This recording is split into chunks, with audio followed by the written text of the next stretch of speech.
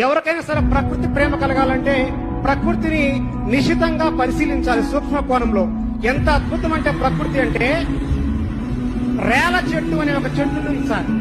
దీన్ని సంస్కృతంలో ఆరగ్వద అంటారు. రేల చెట్టుకి ఎప్పుడైతే పువ్వు పూస్తుందో ఖచ్చితంగా 45 రోజులు లెక్క పెట్టుకోండి, వర్షం గ్యారెంటీకి పడుతుంది. పూర్వకాలంలో రైతులు రేల చెట్టు చూసి పత్తి విత్తనాలు తెచ్చుకునేవాళ్ళు. అలాగే నేను ఒక రోజు అడవిలో వెళ్తున్నప్పుడు ఒక శతాధిక వృద్ధుడు కూర్చొని ఉన్నాడు. అబ్బా ఏ వంటలు మనవడా అన్నాడు. తాత వర్షం ఎప్పుడు పడుతుందంటే దగ్గరలో మోదుగు చెట్టు ఉందా అన్నాడు. ఉంది తాత అంటే కాయ కొట్టి తీసుకొని రా అన్నాడు. నేను ఒక కాయ తీసుకొని వచ్చాను సార్. తీసుకురాగానే ఆయన కాయని చీల్చాడు. కాయలో ఒకే ఒక విత్తనం ఉంటుంది సార్, 3 పార్ట్లుగా ఉంటుంది. ఆయన చీల్చి ఖచ్చితంగా వర్షం 15 రోజుల్లో పడింది అన్నాడు. ఖచ్చితంగా 15 రోజుల్లో వర్షం పడింది సార్. ఎలా చెప్పావు తాత అంటే ఆయన చెప్పింది, రేల చెట్టుని మనం మోదుగు చెట్టుని మనం చీల్చినప్పుడు విత్తనం కింద భాగంలో ఉంటే 45 రోజుల్లో వర్షం పడుతుంది. విత్తనం మధ్య భాగంలో ఉంటే 30 రోజుల్లో వర్షం పడుతుంది.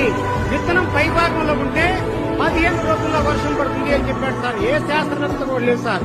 అలాంటి ఎంతో మంది వృద్ధులు చనిపోయారు సార్.